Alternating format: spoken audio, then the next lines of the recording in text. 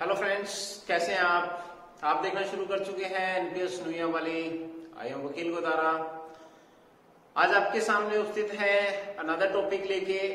आज का हमारा जो टॉपिक रहेगा वो है class +2 continuity and differentiation part 2, जिसके अंदर आज हम डिस्कशन करेंगे।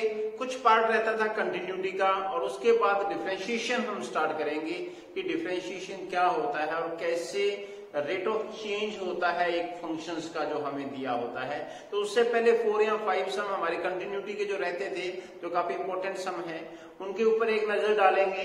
तो सम दे रखा है आपको, is the function f(x) equal to this is continuous at x equal to pi. तो हमें बताना है कि x इक्वल टू पाई पे ये कंटिन्यूस है कि नहीं है। तो कंटिन्यूस प्रूव करने के लिए जैसा मैंने आपको पहले भी बताया था कि f(x) का हमारे पास फंक्शन है x² minus sine x plus 5।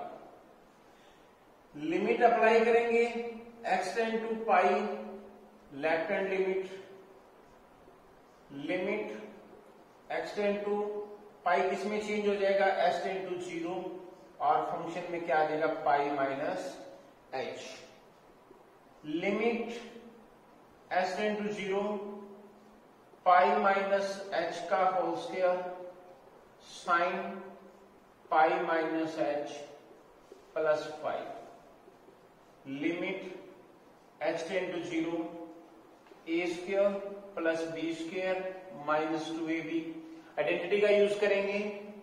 Sign pi minus h यानी सेकंड क्वाड्रेंट में साइन क्या होता है, पॉजिटिव होता है, तो आ जाएगा sign h plus 5।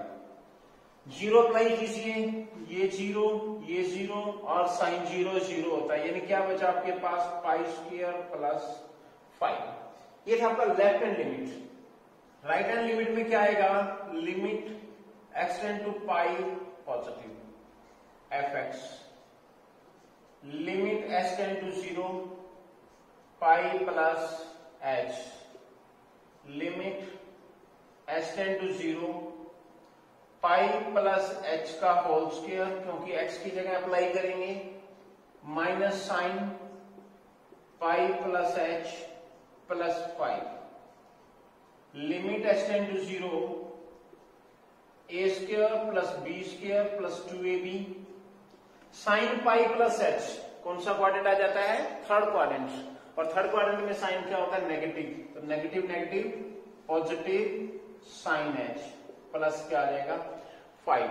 Limit apply करेंगे, ये 0 साइन 0 होता है, तो क्या बचेगा पाई स्क्वायर प्लस 5 आएगा। अब f(x) के फंक्शन में अप्लाई करेंगे पाई, तो क्या बनेगा पाई स्क्वायर, यहां साइन पाई प्लस 5। अब साइन पाई की वैल्यू देखिए कैसे निकालते हैं। पाई का मतलब होता है 180 means 90 plus 90। Sine 90 plus theta क्या होता है, सेकंड क्वाड्रेंट आ जाएगा cos 90, यानी cos 90 की वैल्यू हमारी क्या होती है, cos 90 की वैल्यू क्या होती है 0। तो ये आ जाएगा आपका पाई स्क्वायर प्लस 5, क्योंकि साइन जो पाई है वो क्या बन जाता है 0। अब ये function limit x tend to pi, left hand limit का फंक्शन, इक्वल टू में limit x tend to pi, right hand limit का फंक्शन, और limit x tend to pi f(x) का फंक्शन। तीनों फंक्शन को मैच कीजिए, pi square plus 5, pi square plus 5 और पाई square plus 5, तीनों इक्वल आते हैं, तो फंक्शन क्या हो जाएगा आपका कंटिन्यूस हो जाएगा। तो इस तरीके से हम इसको कंटिन्यूस फंक्शन प्रूव कर सकते हैं। इसमें ट्रिग्नोमेट्रिकल फंक्शन था, इसलिए थोड़ा इसका बेसिक पार्ट आपको बताना जरूरी था। नेक्स्ट सम आता है हमारा sine x plus cos x, या इसकी जगह अगर sine x minus cos x आ जाए, sine x into cos x आ जाए, यानी कोई भी फंक्शन आ जाए, तो कैसे करना है, लेट हम करेंगे x की जगह एक फंक्शन इंटीजर लेट कर लेंगे k। तो अब जो हमारा f(x) का फंक्शन है उसके अंदर दो फंक्शन है साइन x और hx। तो साइन x और कोस x दो फंक्शन है। साइन x के फंक्शन को हम मान लेंगे gx equal to sine x और hx equal to cos x। तो तो हमें अब ये दोनों फंक्शन चेक करने हैं कि दोनों फंक्शन अलग अलग कंटिन्यूस है कि नहीं है। अगर दोनों अलग अलग कंटिन्यूस होते हैं तो दोनों का जो प्लस होगा वो भी कंटिन्यूस होगा। तो चेक कीजिए, x इक्वल टू के लिया है तो लिमिट लेंगे x टेंड टू के लेफ्ट हैंड लिमिट में fx gx limit x tend to के h टेंड टू 0 बन जाएगा, यहां बनेगा k माइनस h, तो limit h tend to 0 sine k minus h।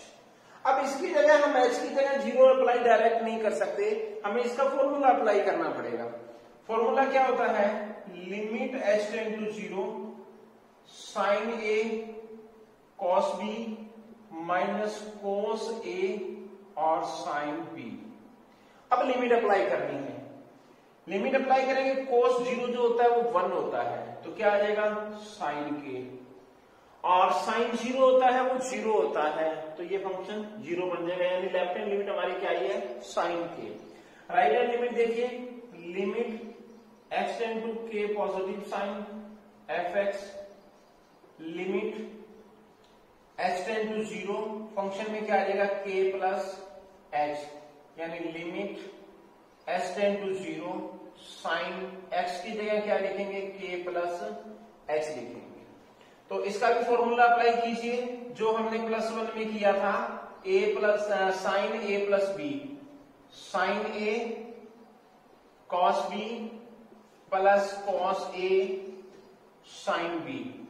Value apply करेंगे, यहां 0 पुट करूंगा, h की जगह cos 0 1 होता है तो साइन k आ जाएगा, और साइन 0 0 होता है, साइन 0 0 होता है तो ये फंक्शन 0 बन जाएगा, यानी साइन k आ गया। अच्छा, एफ के का फंक्शन क्या आ जाएगा, अगर मैं यहाँ के अप्लाई करूं g की जगह, सॉरी यहाँ g लिख रहे हैं आपने, g की जगह के अप्लाई करूं तो साइन k आ जाएगा, यानी limit x tend to k fx left hand limit, limit x tend to k right hand limit, और तीसरा f x का फंक्शन f k का limit k x tend to k fx का, तीनों equal आ गए तो इसका मतलब फंक्शन क्या है, ये कंटिन्यूस फंक्शन है।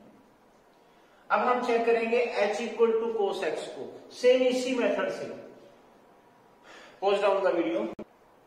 hx में फंक्शन था कोस x, तो इसमें भी x की जगह हम क्या लेट करेंगे, k कोई इंटीजर लेट करेंगे, limit x tend to k left hand limit fx limit h tend to 0 और यहां हो जाएगा k माइनस h। अब कौन से फंक्शन में करना है, hx के फंक्शन में। पहले कौन सा किया था, gx का फंक्शन। देखिए limit h tend to 0 cos k minus h, तो cos a माइनस b का फॉर्मूला हम अप्लाई करेंगे। क्या होता है formula, h minus 0 cos a cos b plus sine a sine b। Limit apply कीजिए, h की जगह 0, cos 0 कितना होता है 1 होता है, हमने अभी किया था तो 1 होता है तो cos k रह गया, साइन 0 0 होता है तो ये फंक्शन 0 बन जाएगा, तो यानी लिमिट क्या आ गई cos h आ गई। अब आ जाएगा limit x tend to k right hand limit of the function, limit h tend to 0 और फंक्शन में क्या आ जाएगा k plus h, limit h tend to 0 cos आ जाएगा x की जगह k प्लस h। तो अब फॉर्मूला लगाना है cos a प्लस b का, क्या आएगा, limit h tend to 0 cos a cos b minus sine a sine b। तो 0 अप्लाई करूंगा तो cos k आ जाएगा, क्योंकि cos 0 1 होता है, साइन 0 0 आता है तो ये सारा फंक्शन 0 बन जाएगा। अच्छा, fx का फंक्शन देखो, hx का, सॉरी यहां फिर h आएगा, hx का फंक्शन h की जगह मैं k पुट करूंगा तो क्या आ जाएगा cos k। अब तीनों चीजें देखिए, limit x tend to k fx limit x tend to k right hand limit का fx और limit x tend to k hx का फंक्शन। ये फंक्शन है cos के आ रहा है, ये भी cos के आ रहा है और ये भी cos के, तीनों इक्वल आ रहा है, तो मतलब ये फंक्शन क्या होगा, कंटिन्यूस फंक्शन होगा। अब देखिए हमने फंक्शन यहां किया था gx का फंक्शन, क्या माना था, sin x, ये फंक्शन भी हमारा कंटिन्यूस आया था, ये फंक्शन भी, यानी यहां एक लाइन लिखनी है आपने, यहां आपने एक लाइन लिखनी है, चलो मैं यहां लिख देता हूं इस साइड में, function of gx and hx are continuous, gx का और hx का दोनों फंक्शन आपके कंटिन्यूस आए हैं, इट मींस जो fx का फंक्शन बनता है sin x plus cos x, इस क्या होगा, कंटिन्यूस होगा। तो इसी तरीके से अगर आपको sin x minus cos x, sin x into cos x कोई भी फंक्शन अगर पूछा जाता है तो वो फंक्शन सिर्फ इसी मेथड से हम कंटिन्यूस प्रूव करेंगे, दोनों को अलग अलग फंक्शन लेट करके उसके अंदर लिमिट जो है वो x इक्वल टू k लेके उसकी लेफ्ट हैंड लिमिट और राइट हैंड लिमिट और फिर फंक्शन को इक्वल करके कंटिन्यूस करेंगे, क्योंकि ट्रिग्नोमेट्रिकल फंक्शन में sin x और cos x होता है वो हमेशा जो फंक्शन होता है वो कंटिन्यूस फंक्शन होता है। फंक्शन दे रखा है आपको fx equal to modulus x minus modulus x plus 1, तो इसमें एक तो x इक्वल टू 0 बनता है, इसके इक्वल टू 0 प्रूव करूं, इसके इक्वल टू 0 प्रूव करूं तो माइनस 1 बनता है। तो सबसे पहले हम चेक करेंगे अगर x इक्वल टू माइनस 1 लिया जाए तो क्या आएगा, माइनस 1 लिया जाएगा तो ये फंक्शन जो है आपका वो क्या लिया जाएगा, ये फंक्शन मॉडुलस में नेगेटिव लिया जाएगा, क्यों, इसके अंदर लेस देन करूं, और ये फंक्शन भी आपका नेगेटिव लिया जाएगा, तो क्या फंक्शन बनेगा, माइनस का x माइनस माइनस प्लस का हो जाएगा तो x प्लस 1, यानी इसकी जगह क्या लिया जाएगा, फंक्शन 1 लिया जाएगा। दूसरा अगर मैं माइनस 1 लेस देन x और लेस देन इक्वल टू 0 का फंक्शन लूं, लेस देन इक्वल टू 0 का अगर फंक्शन मैं लेता हूं यहां पे, तो हमें क्या करना पड़ता है, इन दोनों के बीच की अगर वैल्यू हम लेते हैं, इन दोनों के बीच की अगर वैल्यू लेते हैं हम, तो हमें क्या करना पड़ेगा, तो ये जो फंक्शन है वो तो हमारा रहेगा पॉजिटिव, ये तो फंक्शन हमारा क्या रहेगा, पॉजिटिव। ये फंक्शन देख रहे थे हम minus 1 less than equal to x less than 0, इस फंक्शन में क्या होगा, x इक्वल टू 0 वाला फंक्शन ले रहे हैं क्योंकि माइनस 1 तो ले लिया, अब 0 लेंगे तो ये फंक्शन क्या लेंगे हम, नेगेटिव लेंगे fx में, ये फंक्शन नेगेटिव हो जाएगा, ये नेगेटिव है ही है वैसे की वैसे ले लें, तो क्या आ जाएगा, माइनस का x माइनस x माइनस 1, यानी कितना आ गया, माइनस का 2x माइनस 1 आ जाएगा। तीसरा फंक्शन जो लेंगे x greater than equal to 0, जब ग्रेटर देन इक्वल टू 0 लेंगे तो ये भी पॉजिटिव रहेगा, ये भी पॉजिटिव रहेगा, यानी fx का फंक्शन आपका बनेगा x माइनस में x प्लस 1, यानी x माइनस x माइनस 1, यानी इसकी जगह क्या लेंगे, माइनस 1 लेंगे, यानी आपका फंक्शन क्या बनेगा, यहां लिख देता हूं मैं, फंक्शन क्या बनेगा, पहला आपका जो फंक्शन बनता है x लेस देन 0 में, x less than equal to minus 1 में क्या फंक्शन बनता है आपका, 1 बनता है, और minus 1 less then x less than 0 में इसमें फंक्शन कितना बनता है आपका, माइनस 2x माइनस 1, और x greater than equal to 0 में फंक्शन कितना बनता है, माइनस 1 बनता है, यानी 3 आपके पास फंक्शन बनेंगे जिसके अंदर हमें 2 लिमिट्स है, एक तो लिमिट है माइनस 1 की और एक लिमिट है 0 की। 3 फंक्शन कैसे बने एक बार थोड़ा एक्सप्लेन फिर कर देता हूं। पहला लेना है x less than 1, x less than equal to 1 लेना है, लेस देन इक्वल टू 1 में ये भी नेगेटिव रहेगा और ये भी फंक्शन नेगेटिव लेना है, क्योंकि मॉडुलस में हमें फंक्शन लेस देन में लेंगे तो नेगेटिव लेना पड़ेगा। दोनों के बीच का minus 1 less than 0 less than x less than 0 में, अब इस फंक्शन में अगर 0 लेता हूं तो ये फंक्शन नेगेटिव लेना पड़ेगा और ये फंक्शन क्या हो जाएगा, पॉजिटिव लेना पड़ेगा, तो ये नेगेटिव ले लिया, ये पॉजिटिव आ, इसमें दोनों के दोनों सेम फंक्शन पॉजिटिव ले लिए, तो x ग्रेटर देन 0, तीनों में लिमिट है, तीनों में हमें एक तो at x equal to minus 1 पे कंटिन्यू चेक करना है और x इक्वल टू 0 पे कंटिन्यू प्रूव करना है, तो उसके लिए हम इसको एक बार रिमूव कर देते हैं क्योंकि ये चीज तो आपको अच्छी तरह से समझ में आ भी गई है। तो अब इस फंक्शन में सबसे पहले हम देखते हैं at x equal to minus 1 पे, तो इसमें भी left hand limit x tend to -1 fx limit h tend to 0 हो जाएगा, -1 -h हो जाएगा।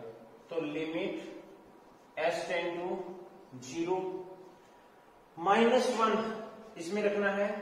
क्या बना था फंक्शन? 1 बना था, तो 1 आ गया फंक्शन। 1 के अंदर लिमिट अप्लाई करेंगे तो 1 ही आ जाएगा।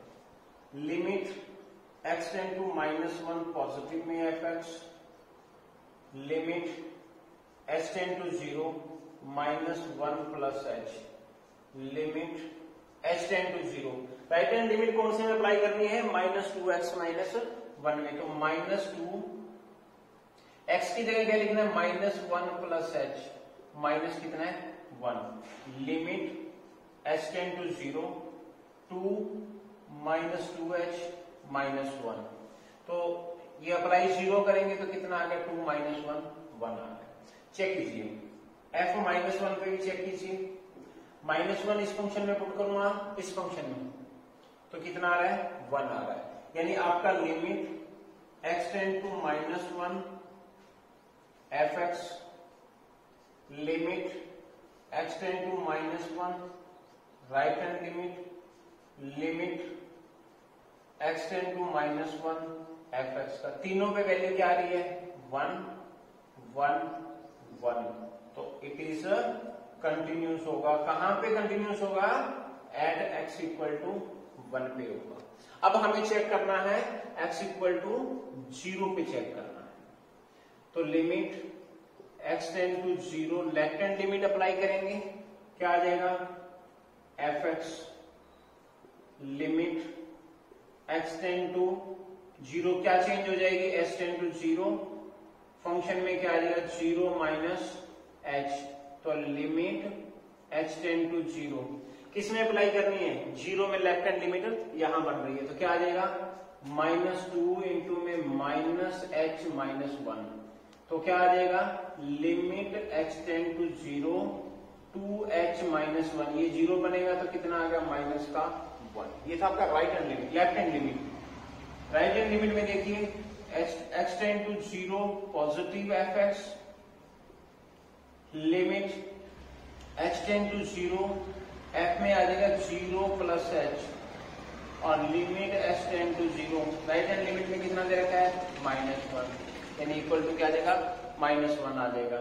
अब f0 में पुट करके देखिए, f0 इक्वल टू में -1 है, यानी limit x tend to 0 left hand limit x tend to 0 right hand limit और limit x tend to 0 fx का फंक्शन। ये भी तीनों इक्वल आ रहे हैं तो फंक्शन क्या हो जाएगा? कंटिन्यूस फंक्शन हो जाएगा। तो इस तरीके से हम अगर मॉडुलस वाले दो फंक्शन आते हैं तो हम लिमिट उसमें वैल्यू जो है वो फाइंड कर सकते हैं। तो यहां तक का जो पार्ट था वो आपका कंटिन्यूस की जो एक्सरसाइज 5.1 थी वो एक्सरसाइज थी, वो अच्छी तरह से आपने कंप्लीट हो गई है आपकी। इसी के साथ ही इसी पार्ट के अंदर मैं एक्सरसाइज आपकी 5.2 जो है वो भी ऐड करना जा रहा हूं, तो इसको भी अच्छी तरह से करना है और उस पार्ट को भी जो 5.2 एक्सरसाइज है वो कंप्लीट हो जाएगी, उसको भी अच्छे से देखना। अगला जो डिफरेंशिएशन की एक्सरसाइज 5.2 होती है तो उसमें 5.2 के अंदर हम करेंगे डिफरेंशिएशन। डिफरेंशिएशन क्या होता है कि rate of change with respect to given function, यानी जो फंक्शन हमें दे रखा होता है उसके विद रिस्पेक्ट में चेंज करना है। उसको चेंज करने के लिए हमारे पास एक फॉर्मूलों की लिस्ट है। तो ये एक्सरसाइज अगर एक चैप्टर अच्छा करना चाहते हो अच्छी तरह से तो ये तो एक बेसिक फॉर्मूले हैं इनके, जिनको लर्न करना ही करना पड़ेगा। आगे एक्सरसाइज आगे बढ़ती जाएगी तो उसके फॉर्मूले भी चेंज होते जाएंगे, लेकिन ये जो फॉर्मूले हैं ये उसमें यूज होंगे ही होंगे। तो पहले मैं इनका इंट्रोडक्शन करवा देता हूँ, कौन से फॉर्मूले होते हैं। डिफरेंशिएशन करना है साइन एक्स का, तो साइन एक्स का रेट ऑफ चेंज होता है कोस एक्स और rate of change cos x का होता है माइनस साइन एक्स। और डिफरेंशिएशन ऑफ टेन एक्स का यानी rate of change of tan x का क्या होता है? सीकेंड स्क्वायर एक्स होता है। सीकेंड एक्स का differentiation secant x tan x. Differentiation of cosecant x minus cosecant x cot x. Differentiation of cot x का होता है माइनस कोसिकेंड स्क्वायर एक्स। और दो फंक्शन अगर आपको u इंटू वी में मल्टीप्लाई में दे रखे हैं तो तो उनका डिफरेंशिएशन यानी रेट ऑफ चेंज कैसे निकालना है? पहला function as it is, derivative of second function plus v दूसरा फंक्शन जो है वो एज इट इज आ जाएगा और डिफरेंशिएशन ऑफ फर्स्ट फंक्शन का आएगा। और differentiation of u upon v जिसको क्वेश्चन रूल भी बोल देते हैं, तो नीचे v का square, v as it is, differentiation of u minus u as it is और डिफरेंशिएशन ऑफ v आएगा। तो ये फॉर्मूले सबसे पहले लर्न करना है, यानी 5.2 एक्सरसाइज स्टार्ट करने से पहले फर्स्ट पेज पे आपने चैप्टर नेम लिख के कंटिन्यूटी एंड डिफरेंशिएशन, सबसे पहला काम ये फॉर्मूले लिखने हैं। उसके बाद ही जो सम है वो स्टार्ट करने हैं। तब तक सम आपको समझ में नहीं आएंगे जब तक आप ये फॉर्मूले अच्छी तरह से लर्न नहीं कर लोगे। तो हम स्टार्ट करते हैं सम। साइन एक्स स्क्वायर प्लस 5 दे रखा है। इस फंक्शन को हमने सबसे पहले लेट करना है y के equal to sine x square plus 5। इसका रेट ऑफ चेंज हम किसके विद रिस्पेक्ट में करेंगे? x के विद रिस्पेक्ट में करेंगे। अब एक चीज चेक करने की, यहाँ पे हमारे पास दो फंक्शन है, एक तो साइन का फंक्शन है और एक इसका फंक्शन है। इस फंक्शन का डेरिवेटिव साइन का पहले एज इट इज करेंगे, फिर उसका जो एंगल बनता है उसका डिफरेंशिएशन अलग करना पड़ेगा। उसका डिफरेंशिएशन करने के लिए एक फॉर्मूला मैंने यहाँ पे लिखा नहीं, मैं बता देता हूं, d अपॉन dx में x की n का, तो n आगे आएगा, x की पावर क्या रहेगी? n minus 1। यानी अगर आप कोई भी वेरिएबल है, उस वेरिएबल का डेरिवेटिव करना चाहते हो तो उसकी पावर आगे आएगी और उस वेरिएबल्स की पावर एक कम हो जाती है।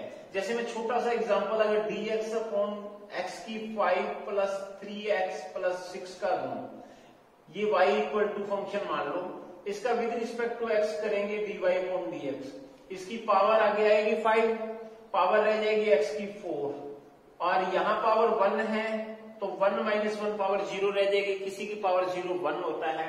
और 6 जो कांस्टेंट है, हमेशा कांस्टेंट का डेरिवेटिव क्या होगा? 0 होगा। तो इस तरीके से जो वेरिएबल हमें दे रखे हैं तो उनका डेरिवेटिव हम फाइंड कर सकते हैं। तो अब देखिए इसको, इसका विद रिस्पेक्ट टू x करना है, यानी यहां लिखना है differentiation with respect to x करेंगे, क्योंकि यहाँ पे वेरिएबल क्या दे रखा है? x दे रखा है। थीटा दिया होता तो विद रिस्पेक्ट टू थीटा कर लेते, तो यहाँ पे d अपॉन dx की जगह d अपॉन d थीटा आ जाता, साथ में y वेरिएबल तो जो अपने दे रखा है।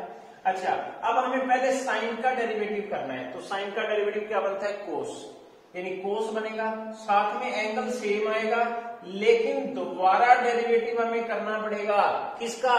जो इसका एंगल है। अगर साइन x का है, x एंगल है, तो x का डेरिवेटिव दोबारा किया जाता है और ओनली x का डेरिवेटिव क्या होता है? 1 होता है, इसलिए हमें वहां शो करने की जरूरत नहीं पड़ती। लेकिन यहाँ पे x के अलावा कोई भी वेरिएबल है, कोई भी लीनियर इक्वेशन है या क्वाड्रेटिक है, तो उसका अलग करना पड़ेगा। तो इसका अलग करेंगे x स्क्वायर प्लस 5, क्या आ जाएगा? कोस x स्क्वायर प्लस 5 और इसकी पावर आगे आएगी तो 2x की पावर 1 रहेगी, कांस्टेंट है तो उसका क्या बन गया? 0। यानी आपका आंसर क्या आ गया? 2x और साथ में आ जाएगा cos x स्क्वायर प्लस 5, ये आपका आंसर होगा। अगला सम आपको दे रखा है y equal to cos into में साइन x। अब दो ट्रिग्नोमेट्रिकल फंक्शन दे दिए आपको, लेकिन हमने वही करना है differentiation with respect to x के, क्योंकि यहाँ पे एंगल x है, तो यहां लिख देता हूं मैं dy अपॉन dx। सबसे पहले किसका चेक करना है? कोस का, तो कोस का डेरिवेटिव क्या होता है? Minus sine. तो सबसे पहले लिखेंगे माइनस का साइन, एंगल में सेम पड़ा रहने दो जो भी एंगल है, इस एंगल को यहां चेंज नहीं करना। कई बार बच्चे क्या कर देते हैं कि कोस का तो माइनस साइन कर दिया और इस साइन का भी कोस लिख देते हैं। नहीं, ये एंगल एक बार सेम रहेगा, यहां आपको अलग लाइन लिखनी पड़ेगी, डी अपॉन ds, इस एंगल का अलग दिखाना पड़ेगा, डायरेक्ट नहीं कर सकते। ऐसा भी नहीं कर सकते कि माइनस का साइन इंटू में साइन एक्स और इंटू में कोस एक्स कर दो, नहीं, यहां हमें शो करना पड़ेगा if you want to get more marks, यानी आउट ऑफ आउट मार्क्स अगर सम में से लेना चाहते हो तो स्टेप नहीं छोड़ना। देखिए, माइनस का साइन इंटू साइन एक्स, अब साइन एक्स का डेरिवेटिव क्या होता है हमारे पास? कोस एक्स, यानी ये आपका आंसर आएगा माइनस का, ये कोस एक्स आगे लिख लो, इंटू में साइन इंटू में साइन एक्स आ जाएगा, तो ये आपका आंसर रहेगा। इस तरीके से ये जो सम है आपने स्टेप टू स्टेप कर लिया। नेक्स्ट फंक्शन आता है y इक्वल टू फंक्शन है sine a x plus b और cos c x plus b d, यानी क्या आ गया u upon b, u upon b, यानी ये हम क्वेश्चन रूल यूज करेंगे। यहाँ पे आप फॉर्मूला लिख लो, d upon d x u upon b, नीचे क्या आ जाएगा v square, v as it is derivative of u as it is derivative of v। ये फॉर्मूला यहाँ पे लिख लो ताकि अप्लाई करना आसान हो जाए। देखिए differentiation with respect to x, क्योंकि x है वेरिएबल हमारे पास, dy अपॉन dx, नीचे v का स्क्वायर यानी नीचे वाले फंक्शन का स्क्वायर कर दिया, cos cx प्लस d और सारे का होल स्क्वायर। उसके बाद यहां आएगा v लिख लो, cos cx plus d, derivative किसका करना है u फंक्शन क्या है sin ax plus b, minus ये u function as it is, derivative किसका करना है cos cx प्लस d आ जाएगा, इस फंक्शन का अलग करना। देखिए अभी अपॉन में cos cx प्लस d सारे का होल स्क्वायर। देखिए ये फंक्शन एज इट इज आ जाएगा cos cx प्लस d, किसका डेरिवेटिव करना है sin ax प्लस b का, तो मान लो कि sin का ही करना है अकेले का, तो sin का डेरिवेटिव क्या होता है cos, यानी cos आ जाएगा आपके पास कौन सा है ax प्लस b। और मैंने क्या बताया था कि एंगल अगर x के अलावा कुछ भी है उसका हमें दोबारा करना पड़ेगा, कर दिया, इसका लिख दिया, minus sine ax plus b। अच्छा अब कोस का करना है, तो कोस का क्या होता है माइनस साइन, ब्रैकेट में लिख लो माइनस का साइन, साथ में तो क्या आ गया cx प्लस d, दोबारा किसका करना पड़ेगा हमें cx प्लस d का दोबारा करना पड़ेगा।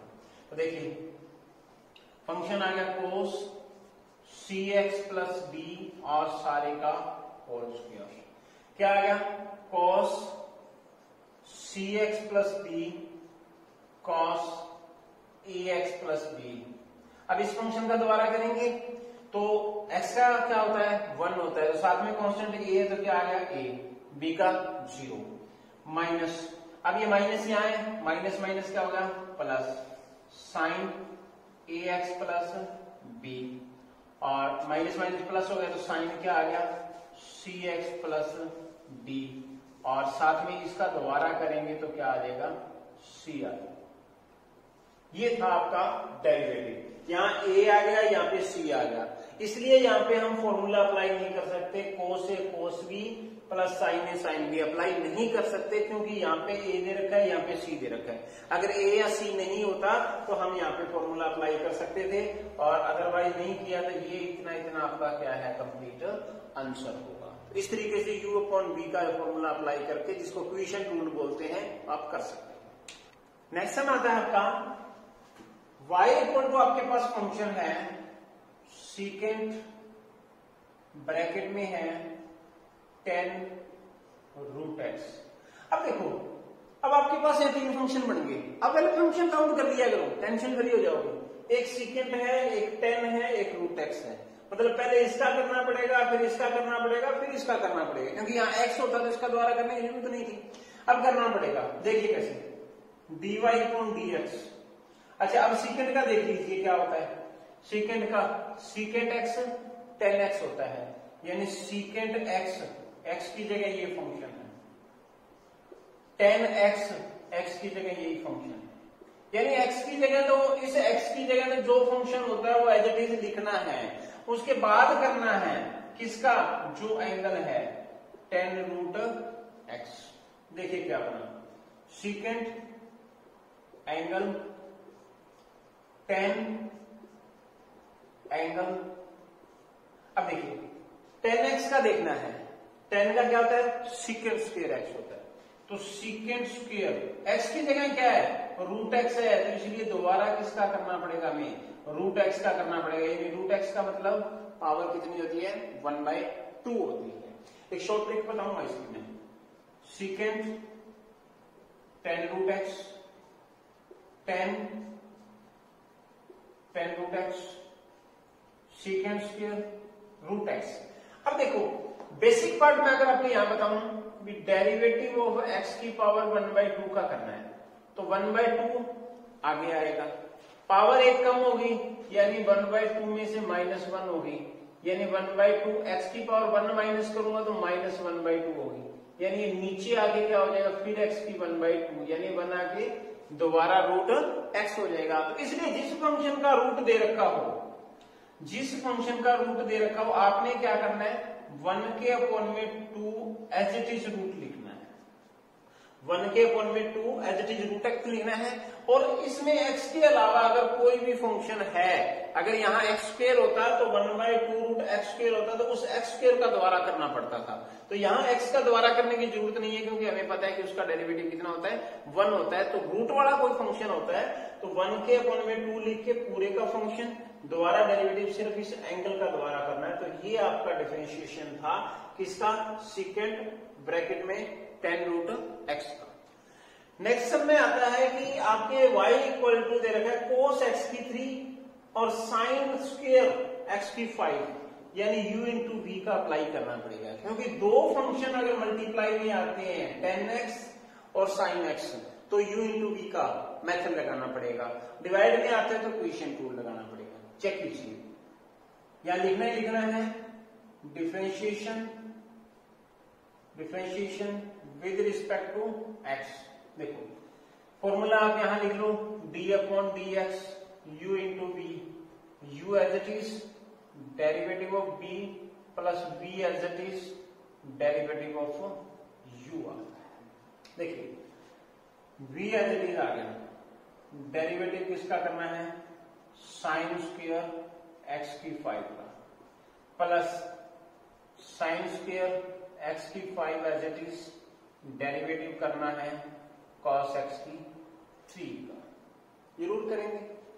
देखिए cos x की 3, अब देखिए यहां पावर 2 है, इस 2 पावर का मतलब पता है क्या है, इस 2 का मतलब है कि साइन जो x की 5 है उस सारे की पावर 2 है।